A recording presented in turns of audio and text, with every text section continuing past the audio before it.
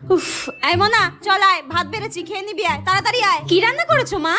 হ্যাঁ, বাঁধাকপির চচ্চড়ি, মূলো ভাজা আর ফুলকপি আলু মাছের ঝোল। তাড়াতাড়ি চল, খাবি চল। হ্যাঁ, এইসব রান্না কেন করে? ভালো লাগে না খেতে।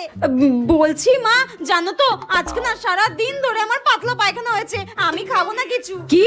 কই, আমাকে আগে বলিসনি তো তোর পাতলা পায়খানা হচ্ছে?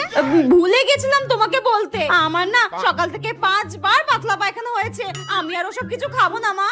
ঠিক আছে, তুই শুয়ে থাক। আর শোন, বাইরের খাবার কিন্তু কয়েকদিন একদম খাবি না, আমার অনেক কাজ আছে, আমি গেলাম।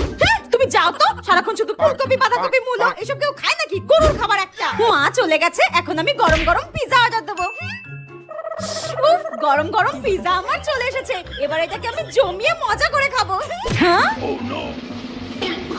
মায়ের হাতের রান্না তোমার একদম ভালো লাগে না, তাই না? তোকে আজকে আমি